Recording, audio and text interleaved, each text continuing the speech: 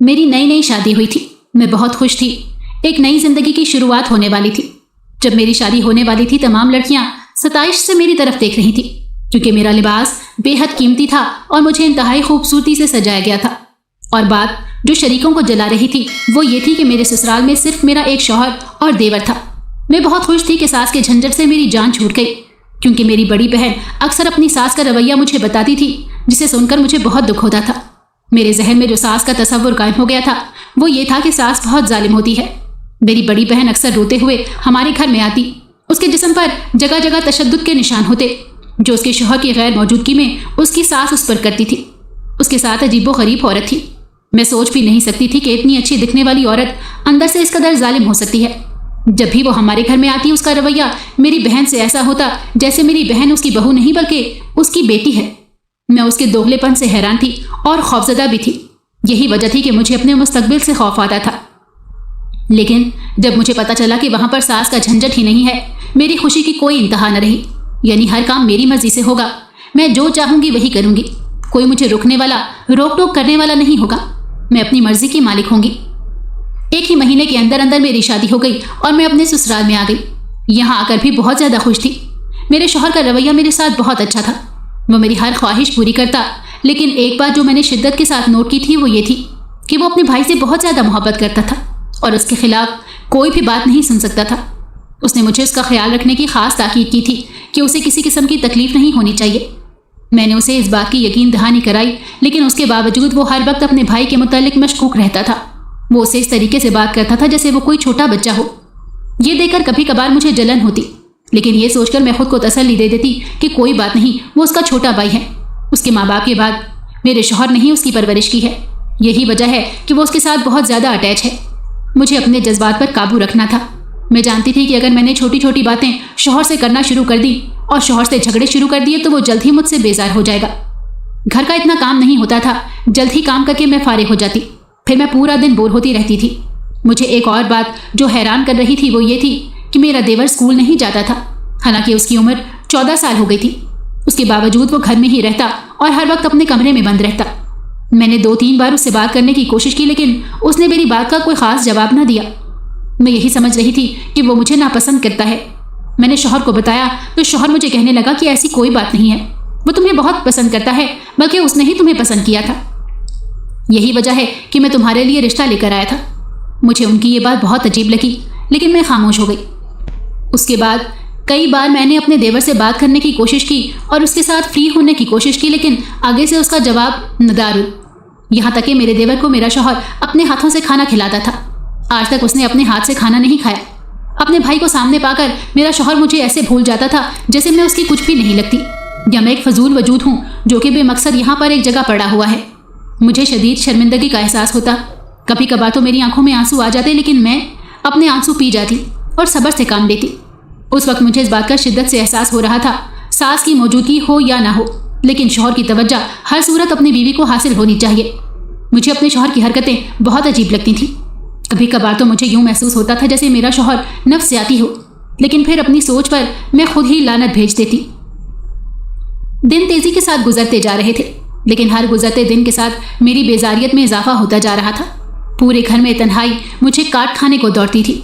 मुझसे बात करने वाला कोई भी नहीं था। मैका मेरे घर से काफ़ी ज़्यादा दूर था। वहाँ मैं 1 महीने बाद ही जा सकती थी, क्योंकि मेरे शौहर की नौकरी ऐसी थी कि उसे आसानी से छुट्टी नहीं मिलती थी।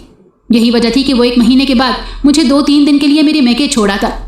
जब भी मैं मैके जाती, मेरी बहन निहायत सताइश से मुझसे पूछती थी, तुम तो बहुत खुश होगी और अपने घर में आज़ाद होगी, कोई तुम पर हुक्म चलाने वाला नहीं होगा और ना ही कोई तुम पर जुल्म करने वाला होगा। उसकी बातें सुनकर मैं हल्का सा मुस्कुरा देती। मैं उसे क्या बताती कि मेरे शौहर की तवज्जो ही मुझे हासिल नहीं है। वो एक अजीबो गरीब इंसान है जिसे मैं समझ नहीं पा रही, और ना ही मुझे लगता है कि मैं कभी उसे समझ पाऊंगी। उसका रवैया धूप और छाँव जैसा होता था, कभी तेज तपती धूप और कभी इतनी ठंडक देता कि रूह ताज़ा हो जाती। लेकिन मैंने घर में किसी को भी इस बारे में नहीं बताया था। मैं अपने घर वालों को अपनी वजह से परेशान नहीं करना चाहती थी। मैं अपने घर की सबसे छोटी बेटी थी और ना ही ये कोई इतनी बड़ी बात थी जिसका मैं ढंडोरा पीटते फिरती। मेरे घर में पैसों की कमी नहीं थी। मेरे शौहर की बहुत अच्छी नौकरी थी। उसके अलावा उसके गांव में ज़मीनें भी थीं, जिससे हर महीने एक बड़ी रकम आती। मुझे खुली इजाज़त थी, मैं जितना चाहे खर्च कर सकती थी। یہی وجہ تھی کہ کبھی کبھار میں اپنے گھر والوں کے لیے تحائف لے جاتی۔ مجھے شاپنگ کرنے کا بہت شوق تھا۔ ہر ہفتے میں اپنے لیے مختلف ڈیزائن اور برانڈز کے کپڑے لاتی، لیکن جب میں پہن کر اپنے شوہر کو دکھاتی وہ کہہ دیتا ہوں ہاں بس اچھے ہیں۔ اس نے آج تک میری تعریف نہیں کی تھی، جبکہ اب میں اپنی خوبصورتی میں اپنی مثال آپ تھی۔ کوئی بھی مجھے دیکھ کر پہلی نظر میں فدا ہو جاتا، لیکن میں اپنے شوہر کی تعریف کو ترستی تھی جو اس نے کبھی بھی نہ کی۔ میرا شوہر اکیلا بیٹھا نہ جانے کیا سوچتا رہتا۔ اس کے چہرے پر ہمیشہ پریشانی کے تاثرات ہوتے تھے۔ جب میں اسے بلاتی وہ یوں چونکتا جیسے وہ کسی گہری سوچ میں ڈوبا ہوا تھا، اور پھر مجھے سوالیہ نظروں سے دیکھنے لگتا، لیکن اس کی آنکھوں میں سوال نہیں ہوتا بلکہ ایک خالی پن تھا جسے میں صاف محسوس کر سکتی تھی۔ میں نے 2-3 بار اپنے شوہر سے بات کرنے کی کوشش کی تاکہ میں اس کی پریشانی کو بانٹ سکوں، لیکن میرے شوہر نے کبھی بھی مجھ سے کھل کر بات نہیں کی۔ میرے ساتھ اس کا پیار اور محبت بھی شادی کے پہلے چند دنوں تک ہی محدود تھا۔ اس کے بعد وہ ویسا ہی بن گیا جیسے وہ پہلے تھا، اپنے آپ میں رہنے والا اور صرف اپنے بھائی کی فکر کرنے والا اور گہری سوچ میں ڈوبا رہنے والا۔ اور میں جو خود کو بہت خوش قسمت تصور کر رہی تھی، جس کو اس کے شوہر کی محبت نے آسمان کی بلندیوں تک پہنچا دیا تھا، اچانک منہ کے بل زمین پر گری۔ تب مجھے پتا چلا کہ زندگی کس قدر مشکل ہے اور حقیقت کس قدر تلخ ہے۔ میرے وجود میں ایک خالی پن پیدا ہو گیا تھا اور میں احساس کمتری کا شکار ہوتی جا رہی تھی۔ مجھے لگ رہا تھا کہ یہ خالی پن کبھی بھی پورا نہیں ہو پائے گا۔ میں دن بدن ڈپریشن کا شکار ہوتی جا رہی تھی۔ اس کے علاوہ میرے شوہر کی حرکتیں بھی مشکوک ہوتی جا رہی تھی۔ رات کو وہ اچانک بستر سے اٹھ جاتا اور نہ جانے کہاں چلا جاتا۔ میں نے 2-3 بار اس کے پیچھے جانے کی کوشش کی، لیکن وہ باہر نکل کر نہ جانے کہاں پر غائب ہو جاتا۔ زندگی یوں ہی بیزار گزر رہی تھی کہ ہمارے محلے میں نئے کرایہ دار آئے۔ وہ بہت اچھے تھے۔ جلد ہی میری ان سے اچھی بات چیت ہو گئی اور ان کے گھر میں آنا جانا شروع ہو گیا۔ وہاں میری ایک لڑکی کے ساتھ دوستی ہو گئی اور یوں میری تنہائی بھی ختم ہو گئی اور میرا وقت بھی اچھا گزرنے لگا۔ کبھی وہ میرے گھر میں آ جاتی اور کبھی میں اس کے گھر میں چلی جاتی۔ ایک دن میں اس کے گھر میں تھی کہ پیچھے میرا شوہر میرے گھر میں آ گیا۔ اس نے مجھے سارے گھر میں ڈھونڈا، لیکن میں اسے کہیں بھی نہ ملی۔ تھوڑی دیر بعد جب میں گھر میں داخل ہوئی تو وہ غصے سے لبریز صحن میں بیٹھا ہوا تھا۔ مجھے دیکھ کر ایک دم کھڑا ہو گیا۔ اس کے چہرے پر غصے کے تاثرات دیکھ کر میں ڈر گئی۔ میں پہلی بار اس کے چہرے پر غصہ دیکھ رہی تھی۔ کہاں گئی تھی؟ اس نے نہایت سخت لہجے میں پوچھا۔ مجھے لگ رہا تھا جیسے میرے سارے جسم میں ہمت ختم ہو گئی ہو یا کسی نے میری آواز بند کر دی ہو۔ میرے منہ سے ڈر کے مارے آواز ہی نہیں نکل رہی تھی۔ اس کا یہ روپ میں نے زندگی میں پہلی بار دیکھا تھا۔ وہ میں ہکلاتے ہوئے بات کرنے لگی۔ صاف صاف بتاؤ کہ کہاں گئی تھی؟ میرا شوہر غصے سے چیخا۔ خود بخود میری آنکھوں سے آنسو بہنے لگے۔ میں پڑوس میں گئی تھی۔ جب میں نے تمہیں کہا ہے کہ میرے بھائی کا تم نے خیال رکھنا ہے اور اسے تنہا نہیں چھوڑنا، تو ایک بار کہی ہوئی بات تمہیں سمجھ نہیں آتی؟ تم مجھے یہ بتاؤ کہ تم کس کی اجازت سے وہاں گئی تھی؟ آج کے بعد میری اجازت کے بغیر تم اس گھر سے ایک قدم بھی باہر نہیں نکالو گی۔ اگر تم نے ایسا کرنے کی کوشش بھی کی تو مجھ سے برا کوئی بھی نہیں ہوگا۔ میرا شوہر یہ کہہ کر کمرے کے اندر چلا گیا، جبکہ میں صحن میں بیٹھ کر رونے لگی۔ مجھ سے میرے گھر میں اس لہجے میں آج تک کسی نے بات نہیں کی تھی۔ میرے گھر میں سب کی لاڈلی تھی۔ میں اپنے گھر میں سب سے چھوٹی بیٹی تھی۔ مجھ سے بڑے 3 بہن بھائی تھے اور تینوں کی شادی ہو چکی تھی۔ مجھے بچپن سے ہی نہ صرف ماں باپ کا پیار ملا بلکہ بہن بھائیوں کا بھی پیار ملا۔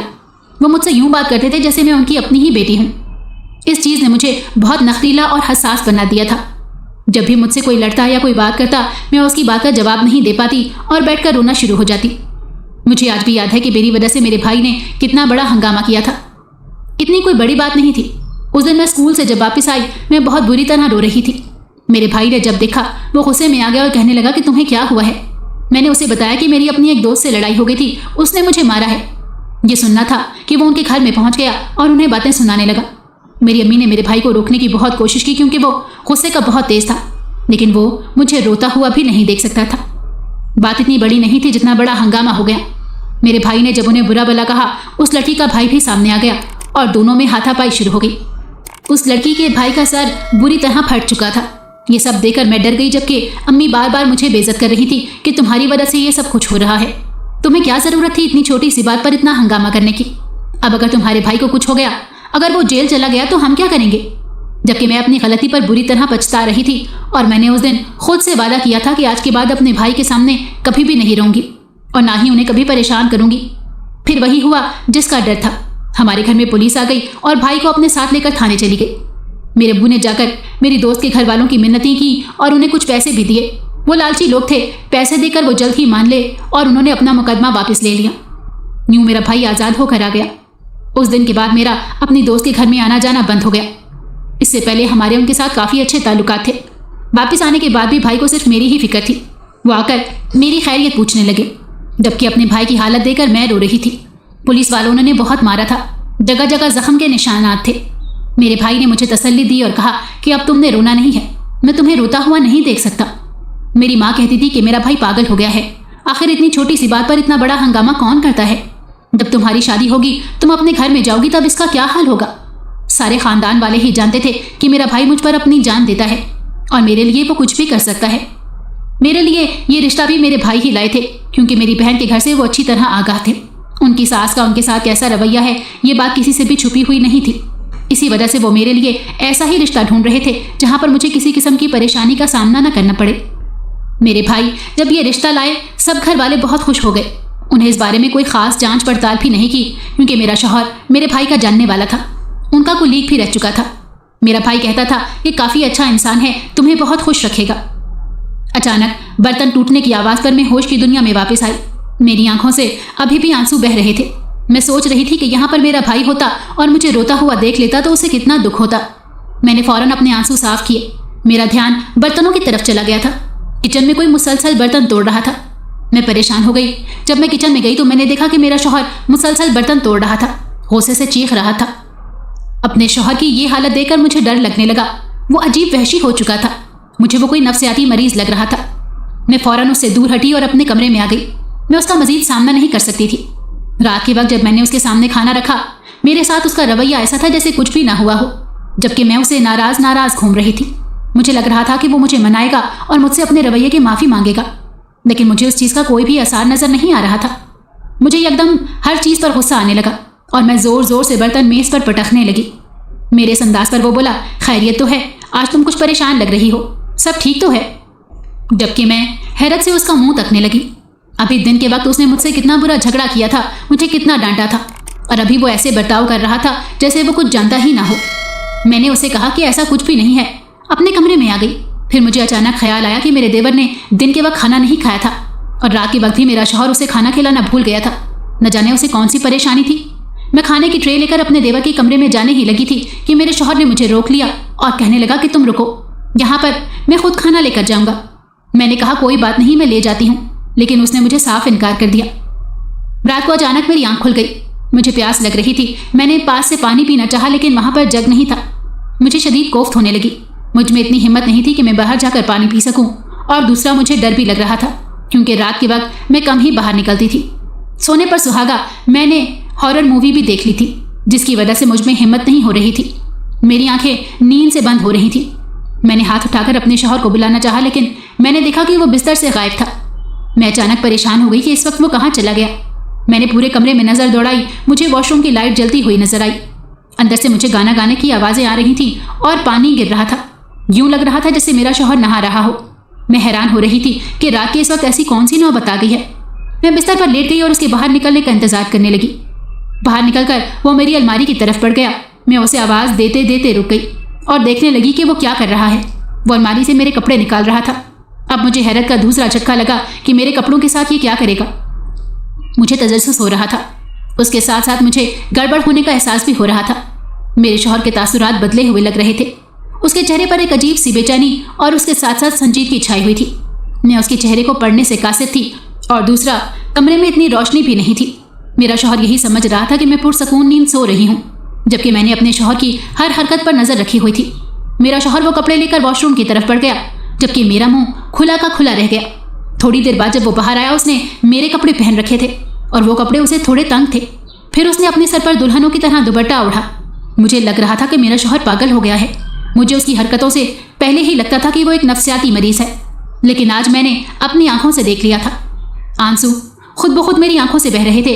मुझे समझ नहीं आ रही थी कि मैं क्या करूं। मुझ में इतनी हिम्मत नहीं थी कि मैं उसे आवाज़ दे सकूं। मुझे उससे खौफ आ रहा था, लेकिन आज मैंने ये पता लगाकर ही दम लेना था कि वो क्या करता है और कहाँ पर जाता है। पहले भी 1-2 बार मैंने उसे बिस्तर से गायब देखा था, लेकिन तब मैंने इतनी खास तवज्जो नहीं दी।